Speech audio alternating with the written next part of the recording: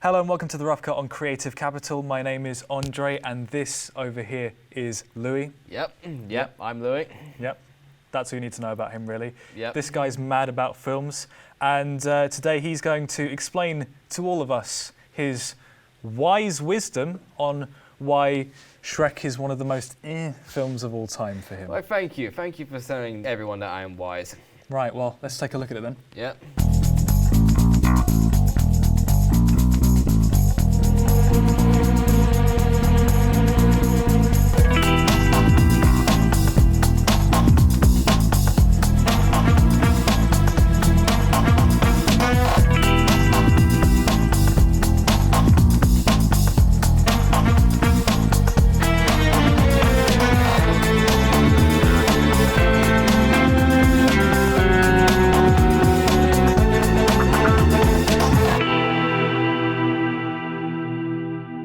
Yeah, so this like Louis said, this is a show where we're going to be just reviewing films of all kinds, films of old, films of new, and films that kind of suck, maybe, depending on your opinion of them, really. And I know Louis very opinionated, and I'll be here on the sidelines to cheer him on while he has his opinions. Yeah. I'm like the Mark Commode.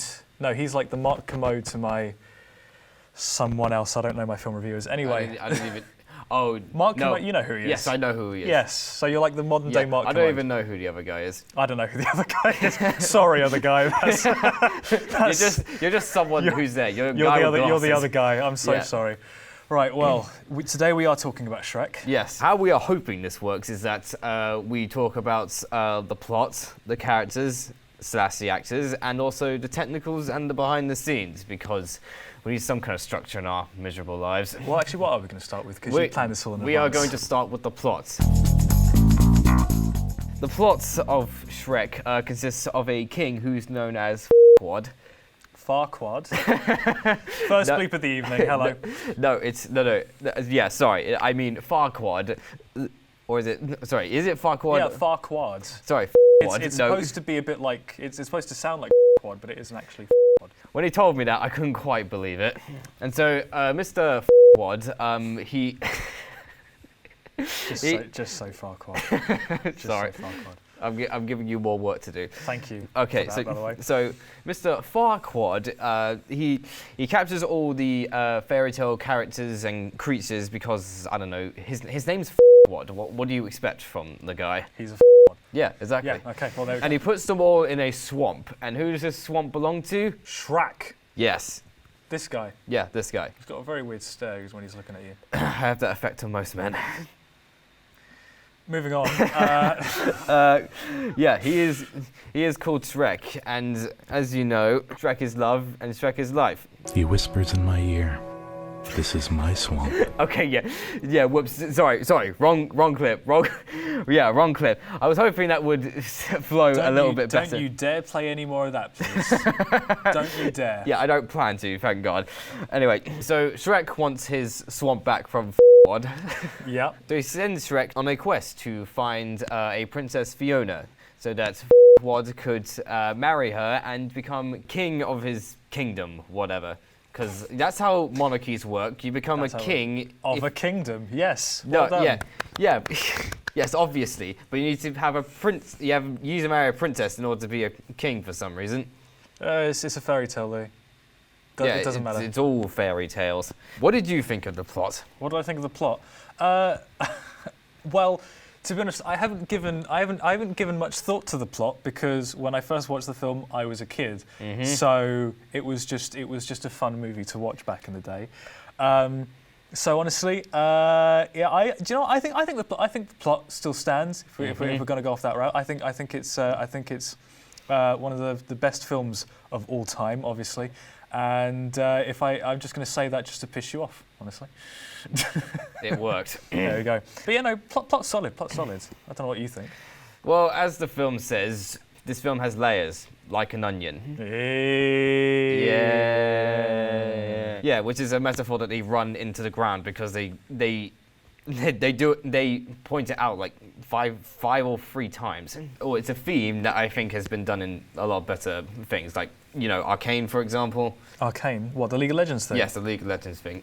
But how are you comparing Shrek to f***ing Arcane? How are you doing that? Because one's a kids film. Shrek is basically a kids film, PG, whatever you want to call it. Yeah, it's on the line of kids film and PG. And Arcane is rated 15 on Netflix. I think they're trying to go for different things here. You know what I mean? Yeah, but I do get the sense that Shrek is desperately trying to be a 15. Do you know what? Yeah, I would have loved to have seen an alternate universe. I do agree with you on that. I would have loved to have seen an alternate universe where Shrek was a 15 or even an 18. Yeah. Wouldn't have minded. Yeah, because it makes jokes like this, for example. She waited in the dragon's keep for her true love and true love's first kiss. Like that's ever gonna happen. What a load Just say I can hear the writers just desperately trying to say that word. I mean, it's implied. They might as well have just said it, because they were so close to just saying it. All they had to do was say that one word. Have you never considered that, like, you can't leave it even a little bit to the imagination? He flushed the toilet and he's in a cubicle. What do you think he was trying to say? Does that look like a cubicle to you? What do you think that is? I don't know, just... It's a toilet I can't. where goes. The writers probably wanted him to say so why didn't he just say Yeah, and that's not the only joke. Like, they make so many of these jokes. They desperately want to swear off their ass. Like this, for example. Please keep off on the grass, shine your shoes, wipe your face. Ass! They were gonna say ass! I love how this bothers you so much. This bothers me because it's so almost there. It is so almost, and this film could have actually worked if it was a 15. Worked? Yeah. The film already works. It's a It would have worked classic. more for me. Yeah, well, not everything's about you. If it doesn't work for me, don't bother. The rough cut, creative capital. If it works for me, it works for anyone. Jesus Christ. But look, also, it's kids saying this, which is even more up. Well, that's probably why they didn't make them say ass then. Got ya! F***ing got ya! There you go. Got ya. Why would they say ass in the first place? They don't know. Forget it. They don't know. Forget it. Moving on. But I think that's the charm. That's the charm of it. Like, the fact that they're restricted. You know, the adults will get it. And they'll give a little chuckle, and the kids will be like. When did you watch this again? When I was very kid. And you're telling me you got this joke? No. No, I never got the joke. So what's the point? Because it's funny for the adults. The kids will love the story, and then the adults will get the humorous jokes. Yeah, but it's only because you've grown up as barely an adult now that you're thinking, why didn't I get this joke when I was a kid? I didn't watch this. I didn't watch this film when I was a kid. I watched more intellectual things like Cars, and Monsters Inc. and Finding Nemo. You're saying that Pixar is more intellectual than DreamWorks. They make things that are for everybody. And DreamWorks doesn't? No. Because? They don't make it for me. Moving on. Okay.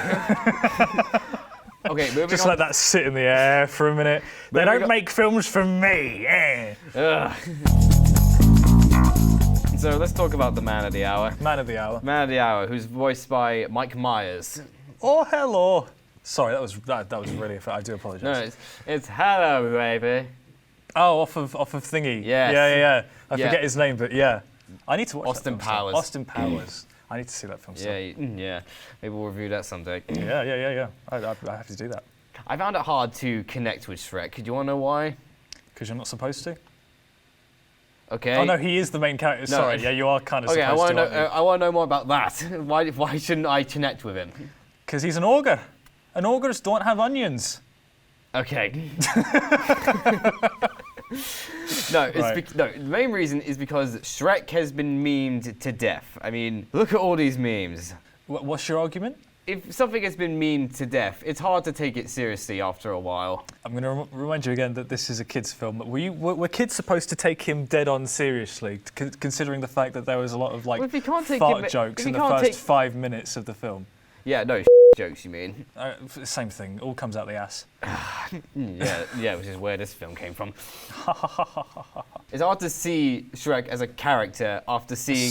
Sorry. So I'm looking at the screen now. What the hell is going on here? Right. First of all, that one. What? Second of all, I mean, that is me. That is me on a daily basis. That one. Really? That one is me actually. But third of all, who is Shrek trying to thirst trap in that one? Second one there. Who's he trying to? See, it's hard to take the character seriously when all of this exists. But you're not really supposed to take him seriously, are you? That was never the goal. Yeah, and I will never be able to take him seriously after seeing that. Oh, he's pumped. He's ripped even, not pumped. He probably pumped some into him, but he's ripped. Yeah, He's ripped all the same. My point still stands. When you've been memed to death, it is hard to come back from the dead. Shrek 5 apparently is coming soon. I thought they were rebooting it. Is that not rebooting the franchise then? No, that's making a sequel to a long dead franchise. Shrek comeback. Shrek 5, everyone says it's Shrek 5. It's on the way. Release date is rumoured to be the 20th of May 2023. So basically, this time next year, we will have a Shrek 5. And we'll also have a Mario movie. Yeah, but no one cares about that. I mean, I don't care about that. Anyway, moving away from all of this, Yes. this weirdness. The sooner the better. Yeah. Is it? I will admit he's a decent character. like he starts off the film as That took you 20 minutes to say that, Jesus. when you actually do look at his character, he is actually pretty decent. Yeah, he's a good character. Then there's Donkey, the other character, who's just the worst. He's not the worst. Eddie Murphy is great at Donkey. Unfortunately, I wrote it here on my notes that Eddie Murphy is a reason to hate him. How dare you? How dare you? Really. I won't go on, but how dare you? Man, you almost burned the hair out my nose. Just like the time. And then I ate some rotten berries. Man, I had some strong gases eking out of my butt that day. You know one of those people who just keeps talking and talking and talking when you just want them to shut the f*** up? Yeah, you. Donkey is the perfect kind of sidekick character. I will fight that to the end of my days. Okay, he serves as the side ass. Oh, you're so funny. Yeah, aren't I? Next character is Princess Fiona, who's voiced by Cameron Diaz. Wake up! What? Is that the first scene you chose? Her getting violently shaken? Yes. Are you mad? No. Well, this is how she's introduced. Isn't she introduced like way before with the thing with the magic mirror thing? She's introduced there. Her first scene, therefore, is not her being violently woken up. Yeah, but this is her first scene talking. The last character is this guy. Oh, this is the best scene, guys. Right. Show her to me. Show me the princess. Do you see his sad face on? He was like, "Please, no, please." And you paused it on a very important moment there, because what you then realise is that yes, in a kids film, I can't go through this frame by frame, but oh god, his face. But we know what's just happened. Okay, look. We know what's just happened. I don't want to look, Louis. It's I don't want to look. I don't want to. You've dropped something as well. Goddamn right. I don't want to look. I know. I've seen it. I don't want to look. Look, that's this character. He's a wad, and that scene basically proves it. Farquaad the wad. Yeah, exactly. You notice the line, "What are you doing in my swamp?" Yeah, an iconic line. Yeah, an iconic line. It almost didn't make it in this film. You're joking. No.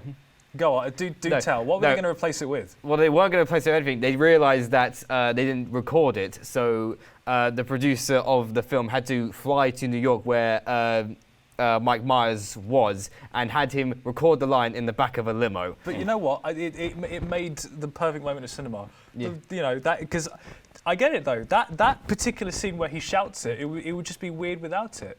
Because otherwise the film can't progress. Yes, I know, but yeah. Well, clearly it was written in the script, and clearly they just forgot about it. So they forgot the. They just. How did they forget? How did they forget to write one of the most important lines of the whole how fucking could thing? they have forgotten such an iconic line? The thing that makes the story progress in the first place. Yeah. What are you doing in my swamp? That was also a horrible accent. I do apologise, Mike Myers. The film was actually meant to be like a hybrid between live action and CGI. Man, imagine And that. then just put CGI monstrosities all over him. I mean, look, and yeah, this is what it looked like when they went full CGI. So imagine how this would have looked mixed with real people. Imagine mocapping this man. One last interesting fact is that Nick Cage was actually going to voice him. There is no way. No. You can look this up. I'm not joking. He really was. They gave him the role, but he. Do you know why he turned it down? Because he's an ogre? No, yeah, because he's an ogre. Does that genuinely the reason That he is turned it genuinely down? the reason he turned it down. He didn't want to be portrayed as an ugly ogre. Nicholas, look what you missed out on, man. Exactly. Come on, Nicky boy. Oh yeah. Come on. Imagine how the world would be if. I'm an ogre. What are you doing in my swamp? Imagine. Guys, what are you doing? Imagine how different the world would be if Nick Cage voiced Shrek. A better world we would live in, definitely. Oh, what do you got against Mike Myers? I don't have anything against Mike Myers. It would just, it would be a different world then. It would be a very different world. very different. Neither world. good nor bad. We just have to see. Now it's time for our ratings. Right. Well, obviously, you know that I would give this a 5 out of 5 any day. Shrek is one of the best film franchises of all time, and I will not have anyone tell me otherwise. Okay, I'll tell them otherwise.